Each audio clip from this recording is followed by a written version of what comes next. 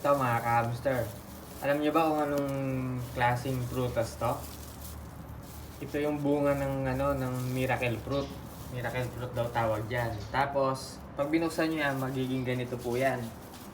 Yan, tatanggalin niyo po sa lalagyan. Hinahati po ng ganito yan, no? Ayan, tanggalin niyo po yung laman.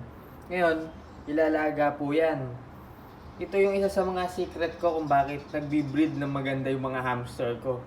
Pagkalaga po yan, yung katas niya na parang kulay violet, pinaiinom ko po sa mga hamster ko po yan, tsaka kahit na mga anong alaga. Ayan na. Ayan, may natutunan na naman kayo. Ayan mga hamster, kita nyo. Nakalagay na siya sa malaking lalagyan para lutuin. Ayan o. Kita nyo. Ngayon, hahalu-haluin nyo yan hanggang maluto siya. Magiging kulay violet po yan.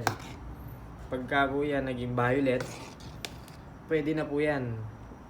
Kasi pag hindi nyo po hinalo, masusunog po yung nasa ilalim, pinakailalim. Kaya dapat habang niluluto nyo po yan, hinahalo-halo nyo. Ngayon, kapag naging violet na yung kulay niya, pwede na yan. Pwede nyo na ibigay sa inyong mga alagang hamster.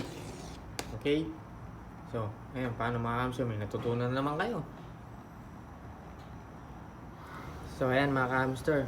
Kung mapapansin nyo, medyo nagda-dark na yung kulay niya, di ba? Kanina white pa, ayan, makita nyo. Ayan ha. At konti pa, magiging violet yan. Kapag naging violet na yan, doon na siya pwede. Halos nasa 1 hour din siyang niluluto. Ayan o.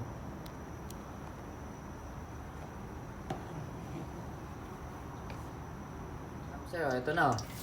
Kikita nyo? Umitim na siya. Ito na siya pag pinigana. Ayan o. Ayan, nakarami. So ngayon, ito ngayon yung ihahalo natin sa inuminan ng mga natin, alagang hamster. Ayan o, napakalaki ng benefits sa ating mga hamster niyan. Miracle fruit.